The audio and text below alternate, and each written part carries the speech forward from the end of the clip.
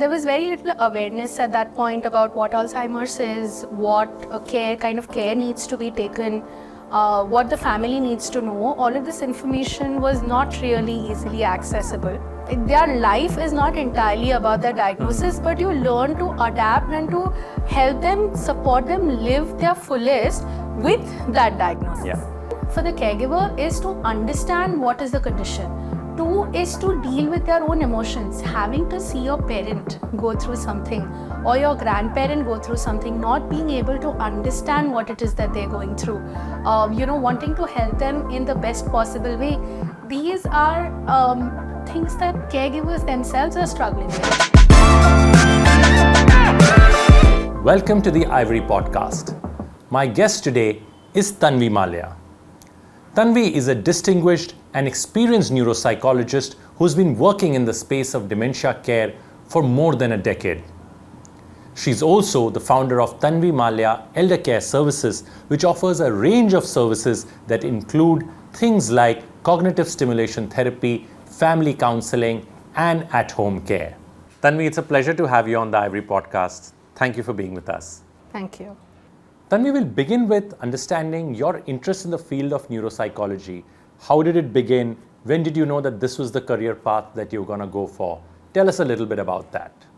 I think when I decided to pursue neuropsychology, I was an undergrad student at St. Xavier's College in Mumbai, and I remember we had a seminar on neuropsychology, and when I heard the speaker speak about it, just something clicked, and coincidentally a year later my grandfather was diagnosed with Alzheimer's, and the trajectory of how things moved on from there was heartbreaking, to put it lightly. There was very little awareness at that point about what Alzheimer's is, what kind of care needs to be taken, what the family needs to know. All of this information was not really easily accessible. I think both those, we lost my grandfather in 2 years since the diagnosis, and when he was diagnosed, from what I know now, he may have been in the early to mid stages. So for him to go through all 7 stages in 2 years, it's unusual, that I know even today. But I think that event, together with my interest, was definitely a catalyst in me deciding to pursue neuropsychology.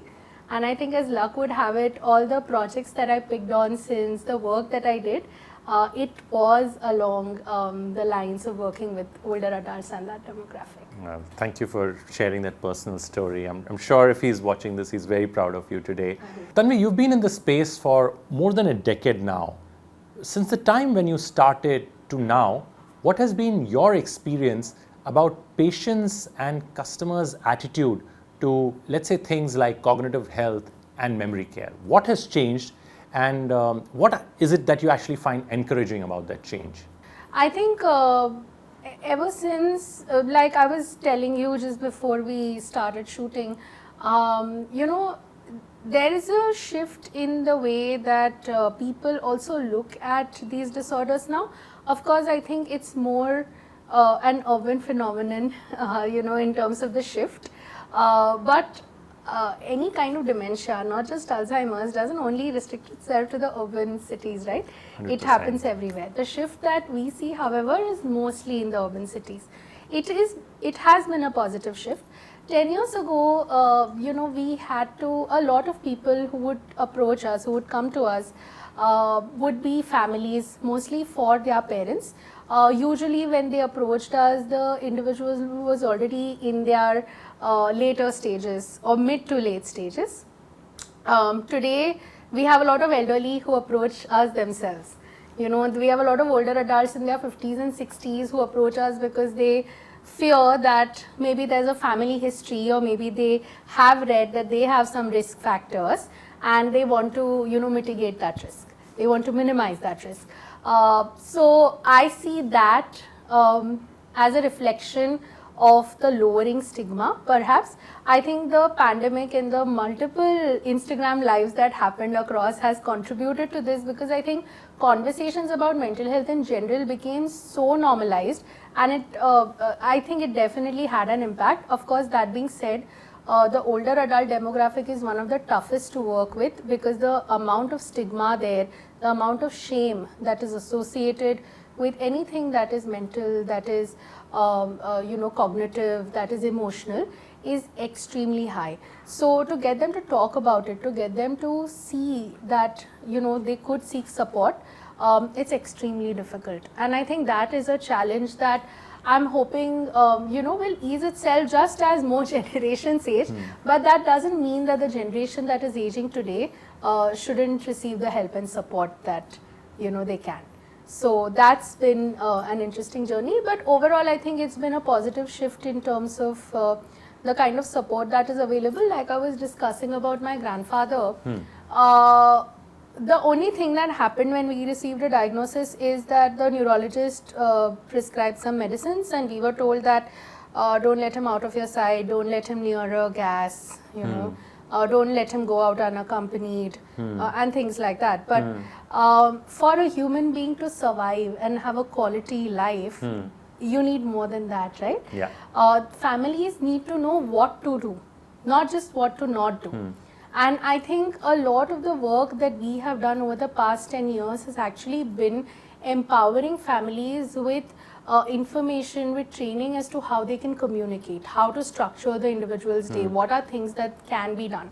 And I think that is the narrative and that is the approach. When that starts changing, you start looking at the individual for the individual that they are, and not just as somebody with a diagnosis. Right? Their life is not entirely about the diagnosis, but you learn to adapt and to help them, support them live their fullest with that diagnosis. Yeah. Right? Yeah. So I think that is an important shift that we need to make as well, but it's something that we've been working on consistently over the past 10 years. And tell us a little bit about Tanvi Mallya's elder care services, right? I think you offer a range of things. Right. There is cognitive stimulation therapy, there is family counseling. Tell us a little bit about which part, obviously about the services, but also which part are you seeing people benefit the most from? Well, I mean, I don't want to toot my own horn, but if I have to answer absolutely about which, all right, about which part, I think all of them. I think one of the mistakes that people have made in the past, like as a society, and I think that we make not just when it comes to dementia or Alzheimer's, but when it comes to any kind of condition, is trying to view it through a single independent lens. Our conditions, whether it is a hormonal condition, whether it is Alzheimer's, whether it is say something like a diabetes, they do not exist in a silo. There is never usually one reason or one cause why you have it. There are multiple factors, there are multiple causes why you could have something like that. So when you speak about Alzheimer's in particular, there could be a genetic factor that is there, but there could also be a lot of other risk factors which the individual has been predisposed to throughout their life. Right now, the individual has a diagnosis, okay, and there is pharmacological support that already exists. But does that stop there? What about the behavioral changes that the individual is going through? If we were to take an approach as in the past, where we treat the person as somebody without an agency, that is emotionally difficult, but also the process of experiencing the changes that they are, having that insight, as we call it, that that I'm starting to forget. Now that in itself for the person is challenging. So that means that anything in that person's environment that contributes to that emotion, that contributes to that feeling of possibly being confused, why is this happening to me, right? Why am I starting to forget things? Why are things that I could do so easily before are now so difficult? You can imagine the range of emotions that these thoughts come with, right? And now if there are communications in your surrounding that further this, it's not going to help the person emotionally. If we are to think about the brain, when your brain is to put it simply, already flooded with anxiety, with guilt, with shame, it affects cognitive functioning even for a person that may not have dementia. So somebody with restricted cognitive resources, with limited cognitive resources, when their brain is flooded with the same neurotransmitters, it makes it even more difficult. So one of the ways to break away from this cycle of cognitive decline, or to manage it better, is to also manage the person's emotions better. And here the person's emotions aren't just dependent on their own thoughts, but are intensely dependent on their surroundings, right? So when you ask me whether a caregiver counseling is more important or is more beneficial, or working with the person is more beneficial, I think both. And we need to look at these conditions from a holistic perspective, wherein an ideal system would have, as we were speaking before, a neurologist intervening, a geriatric psychiatrist intervening, counselors intervening, some kind of cognitive stimulation therapy. These are at the very least when somebody has dementia, and caregiver intervention, because one, for the caregiver, is to understand what is the condition. Two is to deal with their own emotions. Having to see your parent go through something, or your grandparent go through something, not being able to understand what it is that they're going through, wanting to help them in the best possible way. These are things that caregivers themselves are struggling with. In fact, if you look at research, caregivers are almost twice at risk of developing some kind of a mood disorder themselves, right? So if they are supported right from the beginning, it isn't just beneficial for the caregiving process, it's also beneficial to the caregiver and their own well-being.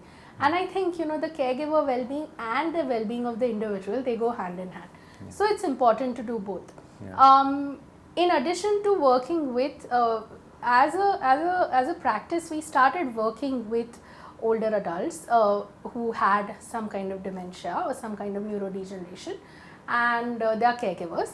And of course, over the years, we have started working with individuals who are much younger as well, in their 50s and 60s, who may not have any neurodegenerative condition, but are actually struggling emotionally perhaps, or may not be struggling but may just need support emotionally. So that is the range of work that we do. Of course, I personally am also involved in teaching, etc. So that's the all of what we do. Got it.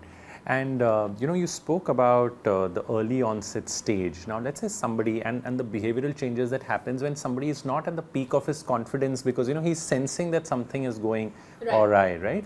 At that, if let's say there is somebody who is watching this and feeling that, what would your advice be for them to get to a stage of diagnosis? Like what should they do if they are watching this and are a little concerned about what state they are getting into? I think it's never too late or never too early to get a screening, right? Now, when I say screening, I actually mean going to a neurologist, possibly getting a brain scan. Unfortunately, as things stand today, none of the test batteries that we have are robust enough or sensitive enough to catch decline in the preclinical or the early stages. If an individual wants to catch decline in that stage or the beginning of decline, a brain scan is likely what will give one It's the more best picture. Robust, it's more clinical, etc. Absolutely, and it actually gives you a picture of your brain, so Correct. you know what is going on, right? Once that is done, it will tell you what kind of decline you may have. Dementia is an umbrella term, but what is the reason for the dementia, right? Is it something that looks like frontotemporal? Is it something that Vascular. is Alzheimer's, right? A vascular, of course, there has to be a history of something vascular as well, but it could also just be vascular. We've had a lot of clients that have had no history of a heart attack or a stroke, but we see that they may have certain brain changes that make it look like vascular dementia. So in fact, how often do we get brain scans? I say this very often when I'm speaking. we get blood tests to check our glucose, our sugar levels maybe twice a year or once a year at the very least, right? Since maybe we're 30 or 40. But how often do we get brain scans? We don't. And one of the better ways, the best ways as of today is of course brain scans. The problem is that it's expensive. And it's right? not available everywhere very accessibly for, let's say, you know. Absolutely. So that is the issue. However, maybe, you know, at least trying to get it once every 3 years since the time that you're maybe about 50 is not a bad idea. Right? And I think I really hope that we get to a point where insurance companies also cover this in their regular health checkups annually and things like that, which will make it easier in terms of access, at least the monetary access, right? So that is certainly a hope that I have. When it comes to other forms of screening, I feel that as a community and as scientists, we have not really managed to capture the very early signs. Right? Perhaps if we're able to capture that, if we're able to find, quantifiable ways of measuring that, perhaps we will have techniques to catch diagnoses early on, right? But as of today, we don't have that.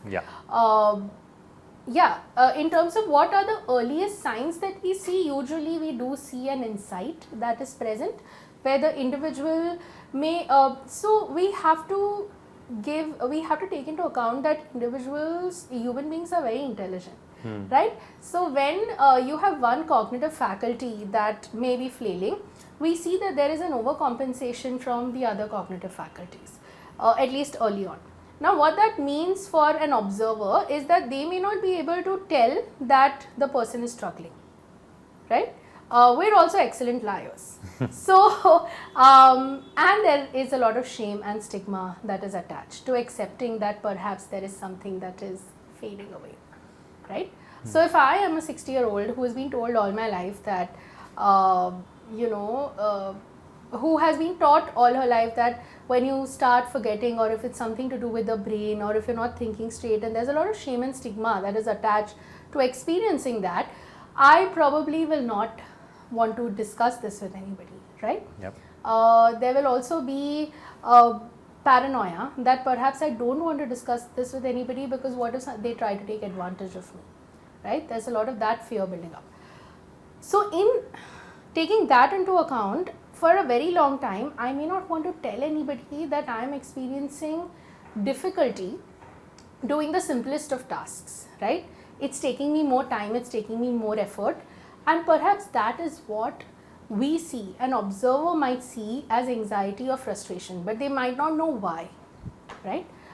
There's also normalization. So sometimes, in fact, in most Indian families and in the society as general, we see that a lot of forgetting is normalized. It's normalized as a part of normal aging, right? A lot of slowing down is thought to be a part of normal aging. I think we need to, we need to move away from these definitions of what we believe normal aging looks like, because all they seem to do is delay diagnosis. Any proactive action that the customer can take. Absolutely. So most people only think that they need help when they start forgetting names of their family members, right? Before that, everything is dismissed as a part of normal aging. We've also had cases where individuals have actually gone to GPs and GPs have dismissed it as a part of normal aging, right? Saying that, oh, it's just a little bit of forgetting, it's a part of normal aging. But why aren't we as a community at that point recommending more investigations, right? Why isn't our action more preemptive? It needs to be more preemptive. Right now, our action is reactive or responsive, right? We need to start preemptively catching, we need to preemptively investigate if there is something, so that active measures can be taken to either delay or slow down or pause the progression. Got it. Then your project itself was actually around the link between genes and Alzheimer's.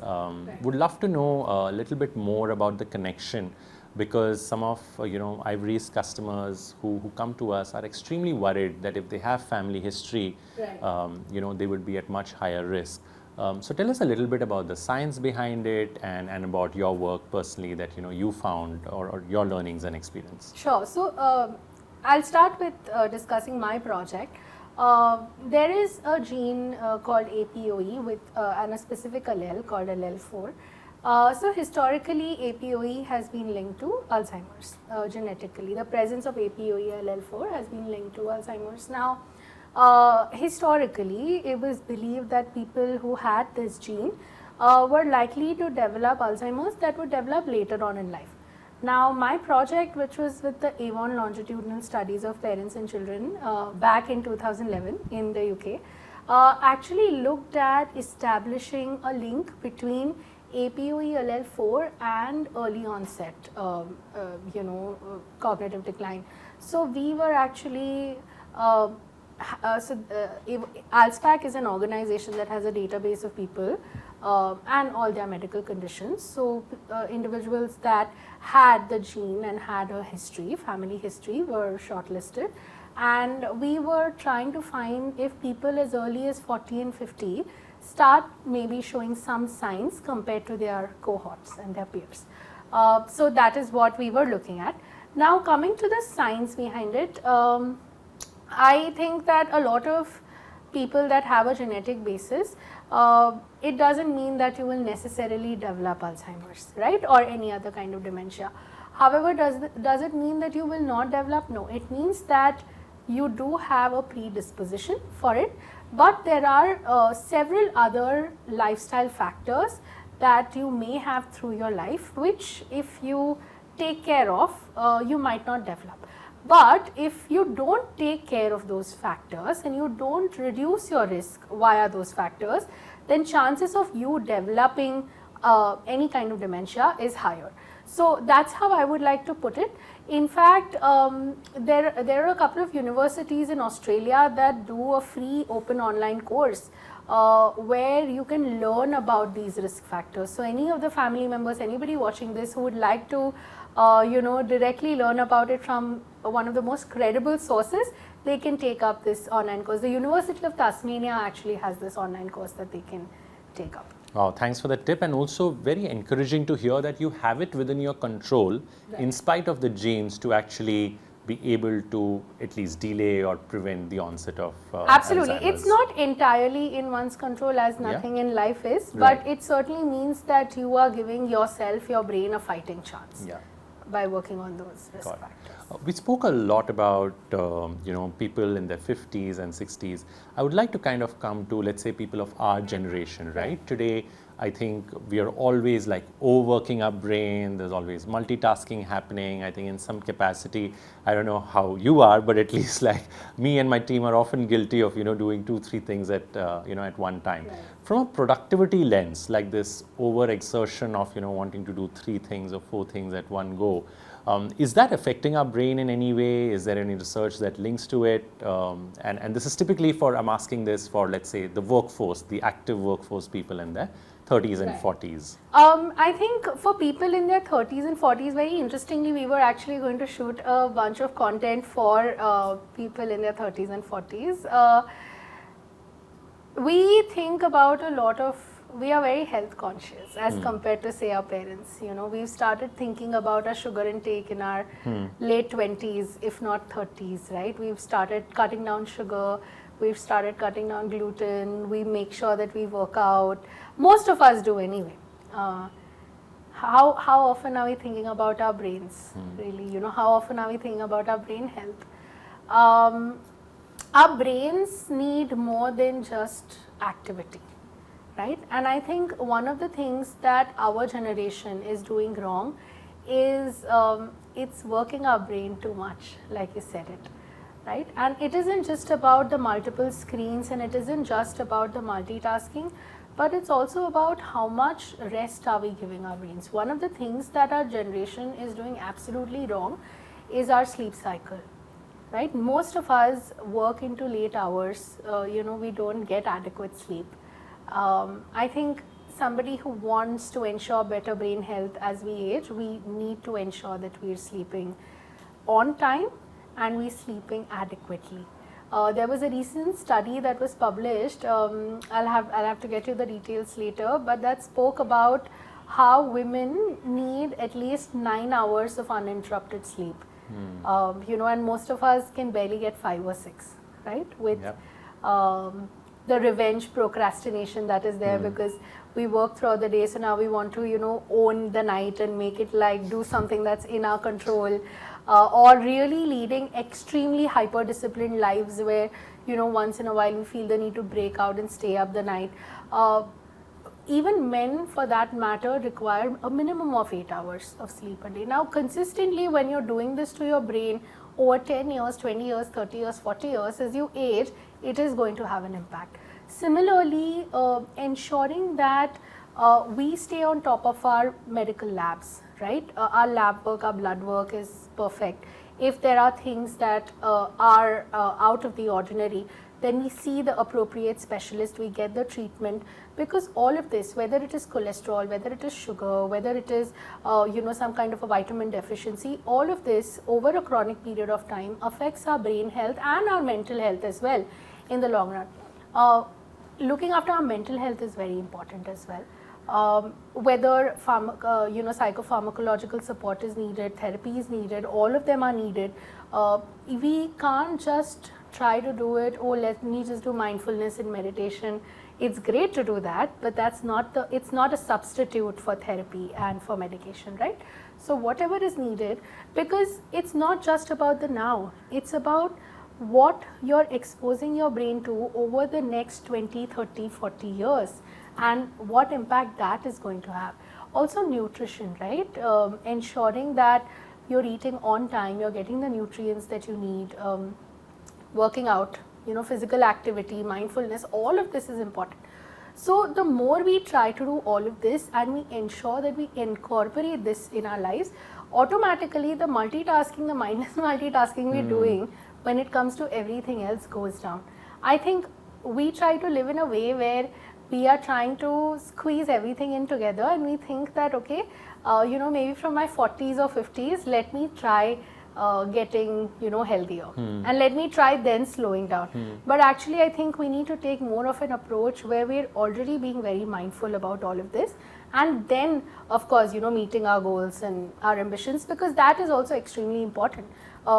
In fact, for older adults as they age, we see retirement as a risk factor for cognitive decline, because the work that we do, whatever work one does, right, there's a lot of emotional benefit that we derive from it as well. Of course, there is cognitive benefit, there are challenges, you know, there is resilience that we build, etc. But there's also emotional benefit that we derive. So it's important to do that, but it's important to not overdo it, right? And to live like a balanced life. Got it. And this new term, which I think, I'm not even sure if it's a clinical term, but this bit about brain fog, right? Oh, Right. I've just had a brain fog. I can't Right. remember this person's number. It's become quite common. Like, I had never heard my father say something like this, Right. but, you know, I know at least 4 or 5 times in the last, let's say, few months when, you know, somebody has uttered this word to me.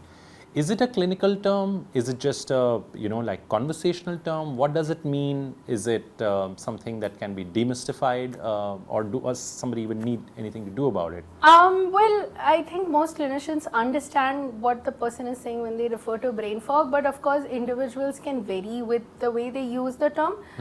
Brain fog, you know, would typically refer to something like a little bit of confusion, or, you know, some gap in your memory, or some fading away, right, where you can visualize the information being accessible to you, but you cannot fully access it in its true accuracy, right? And that's how I understand brain fog. Now, I've had a lot of brain fog myself. I think the normalization or the overusage of this term can be credited to COVID, because I think when COVID-19 you know, came in, a lot of people had brain fog. It was one of the symptoms, right? And that's when I think people started understanding what brain fog is and things like that. Now, brain fog can happen in a multitude of conditions. It can happen to anybody of any age. It can happen because your brain has been deprived of oxygen for some time or a long time. It can happen today because 6 months before your brain was deprived of oxygen, right? Or 2 years before. So when that manifests, we don't know. And which is why COVID coming into the world has changed a lot of things neurologically. There's not enough research today about this, right? Because obviously there hasn't been a lot of time since, but COVID-19 coming in has really brought in a lot of brain fog. If there is research from around the world to be believed, people are showing signs and symptoms of dementia or dementia-like conditions a lot earlier. This could be because of the lockdown itself, this could be because of the impact of the virus, right? There's also been studies that have not linked the severity of COVID-19 to the development of dementia. What this means is, you could have had very mild COVID-19. In fact, it could have been so mild that you may not have felt any symptoms at all. That doesn't mean that it has not impacted you neurologically. Right? This is what research has been pointing towards. So one of the things that we've learned to screen people for when we do their histories is actually check if they have a history of having the virus. Right? Now coming to brain fog can therefore happen in a condition like COVID-19, which is very physical in nature. Right? It can happen when somebody has anxiety or depression of any age. Right? It can happen when somebody has dementia as well. However, when the person has dementia, we often clinically don't call it brain fog. We have different terms for it. So we can, because we try to define what their brain fog is about, we try to define what aspect of their life it is affecting. So for instance, if the person is experiencing confusion about the date or day or time or place, we would call it disorientation, right? If the person is experiencing difficulty remembering a conversation that you just had like 5 or 10 minutes ago, we would relate it to an impairment in short-term memory. If the individual is experiencing confusion or mixing up dates from say 40 years ago or 50 years ago, we would know that perhaps there is an issue with long-term memory. So we don't call it brain fog because unfortunately dementia, whatever the cause may be for it, is like brain fog 24/7, right? Unless it is managed well. In which case you may have certain moments of lucidity that the person may have. Yeah, got it.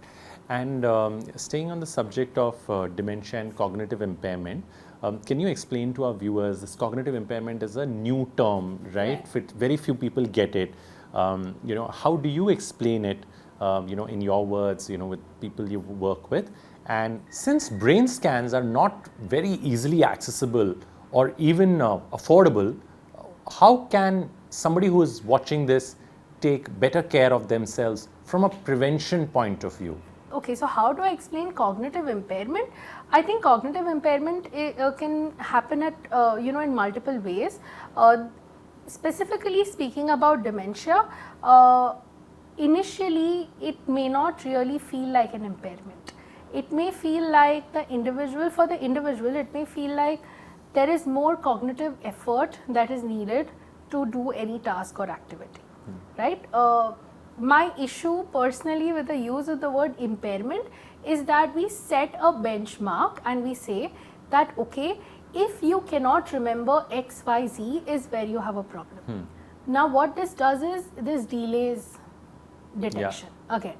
However, we need to start saying and we need to start understanding that the minute a person needs more cognitive effort, right?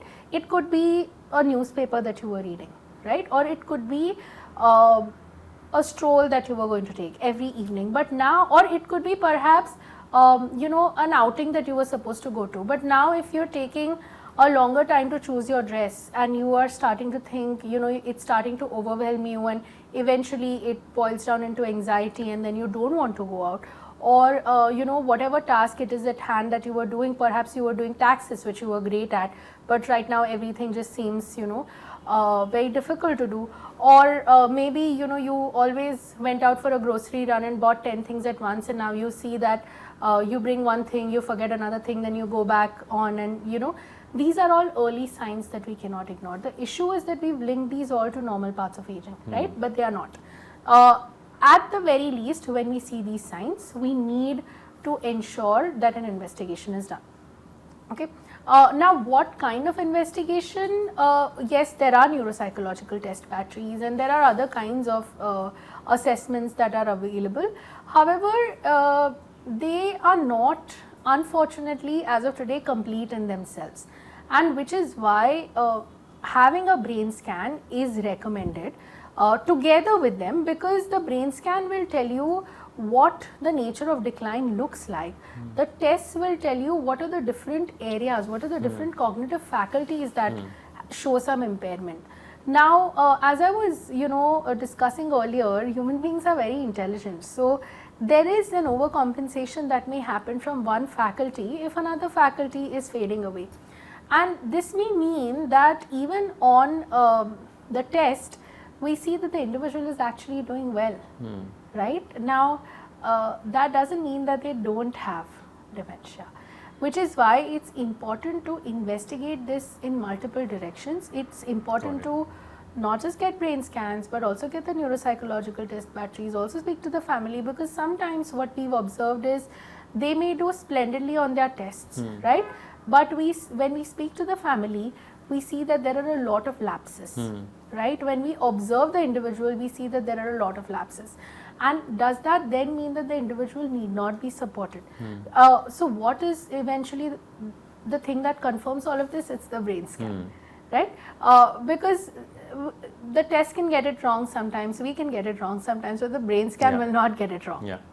Makes sense. So that's the answer. When it comes to brain training through puzzles and games and things like crossword and Sudoku, what has been your experience? Have you found it to be useful? Do patients respond to it? Sure. So, we actually interestingly have a very counterintuitive take on this, and that's what we translate into our practice as well. I'll start with an example. Very often when an individual is diagnosed with some kind of decline, right, and they have say reached a neurologist, we have seen prescriptions where the neurologist, in addition to prescribing whatever medicines are needed, has also written play Sudoku, play crossword, play so and so, or you color books, or a bunch of 4 or 5 activities that are written down. Now the family has very enthusiastically gone ahead, made the purchase, has tried to engage the family, the individual that has the diagnosis, and there has been, it has not gone well. Let me just put it that way, right? Now very often when families come to us, they actually tell us that I don't know what you are going to do, because we have really tried doing whatever was recommended and the person is extremely resistant. They don't want to engage in it. The coloring books are lying just by themselves. They don't want to do crossword, they don't want to do Sudoku. Now Isaac, my question to you is, when you age, how would you like for your entire life experience to be reduced to 5 puzzles? Yeah, very hard, like very boring. And very boring, yes, but also you've lived a rich life. Correct. Right? For all the intellect, for all the information that you have accumulated over 60 years, to bring it down to a crossword, right, which is done on a daily basis. And I say crossword as an indicator. I love crosswords, by the way, but I use it as an indicator. Or to be reduced to a particular game, or 3 particular games, or 5 particular games, right?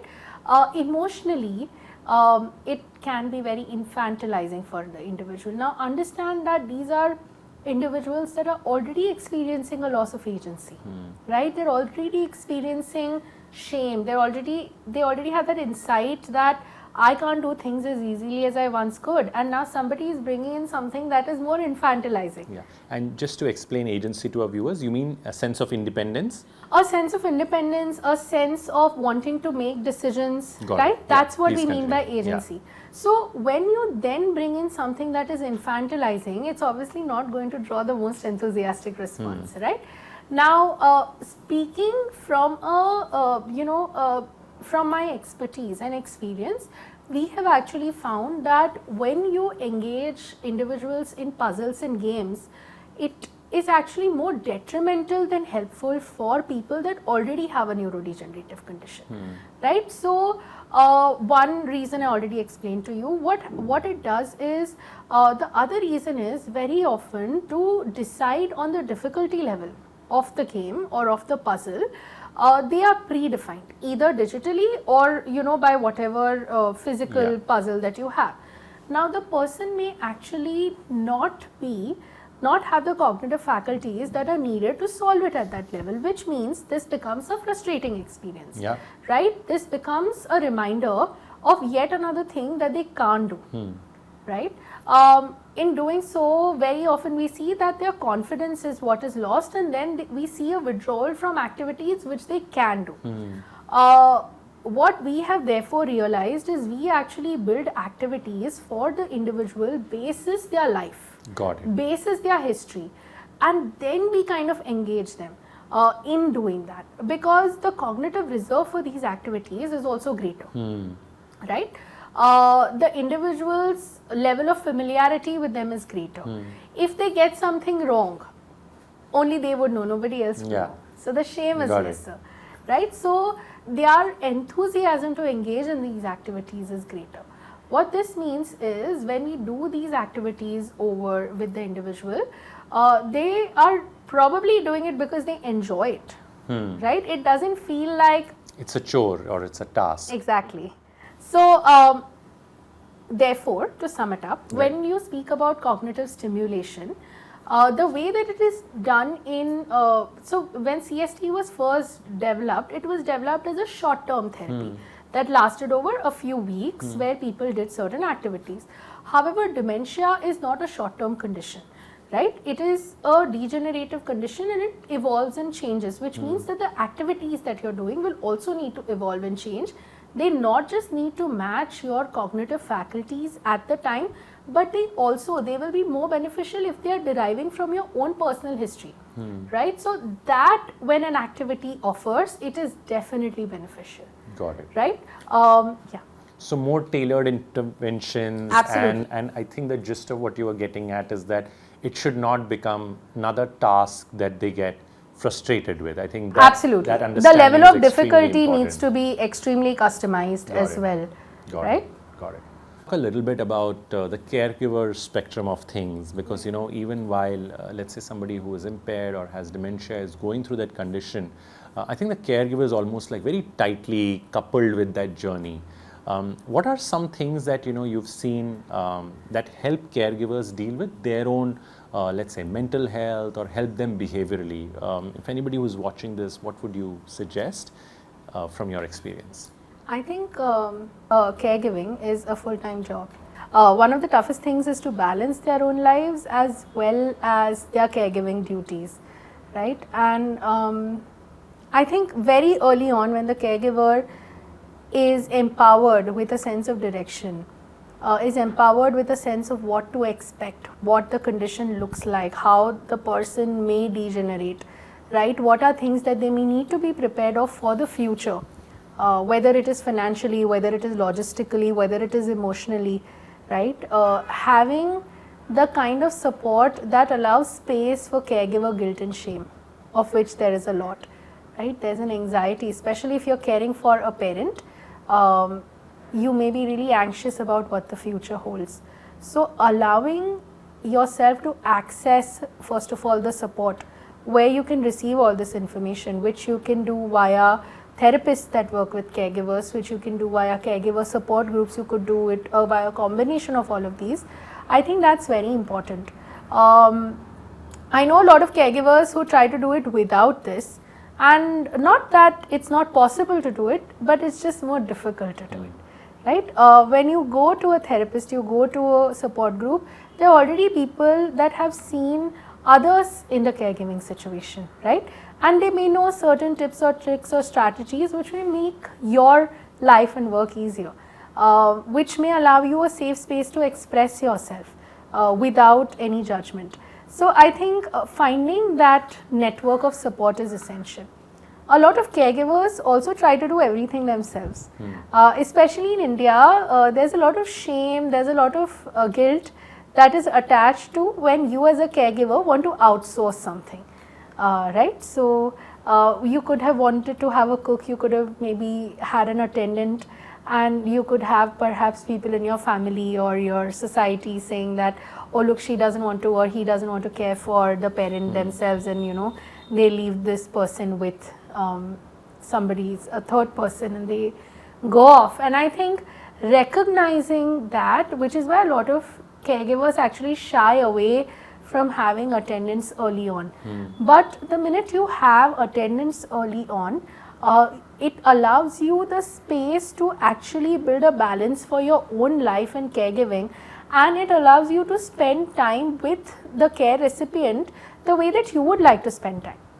Right? Most caregivers, if they end up, bathing the individual, changing the individual, feeding the individual, doing all of this themselves, they don't really get to spend quality time, right? An attendant could easily do all of the above, but for you to talk to your parent about anecdotes, right? About fond memories that you've had, about things that are very special to your parent. This is not something that somebody who's not family can do. This is something only you can do. And you may not have the emotional bandwidth to engage or do this if you're doing everything else. So if and when the individual does have the affordability, the access to paid care, they should definitely invest in it and then bring in, work on improving the individual's quality of life themselves. In addition to that, they could also look at respite care. Perhaps they could have somebody come in and engage with the elderly. If they feel that certain tasks need to be done, like for example physiotherapy is needed or activities needed, they could have those professionals come in as well. So all of this together, when it is there and the caregiver for themselves are seeking support, I think it becomes a less stressful experience. Got it. You've shared your experiences widely, with us, both from your research as well as from your practice.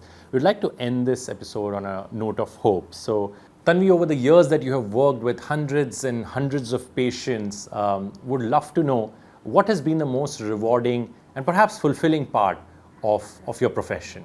So I think one of the most rewarding experiences that we've had, I'll start with the most recent one. We actually started facilitating a free support group for caregivers and for family caregivers of people with dementia, and we see the amount of comfort people find in knowing other caregivers who are going through the same thing.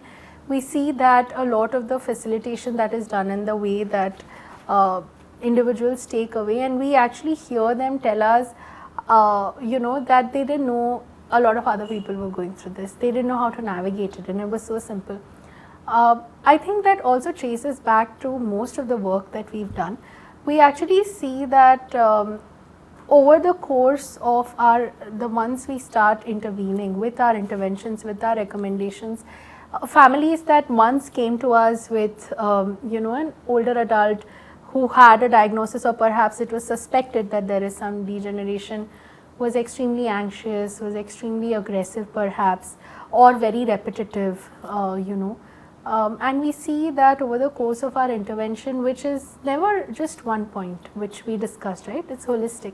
We see that over the course of months, we see the individual calm down, and we see that allows the family to be able to engage with them the way that they would like to, right? To see them as a person. And I think each time that happens, that for us, is something that makes it even a more fulfilling journey for us. It's almost like a money can't buy kind of an experience, right? On that, really bright note, thank you for being with us, Tanvi. We'll make sure to actually call out some of the resources that you have shared with us and the support group in the comments. It was a pleasure. Thank you. Thank you for having us, Isaac. I think you and Ivory and Meher, you're all doing fantastic work, and I can't wait to see what you guys do next.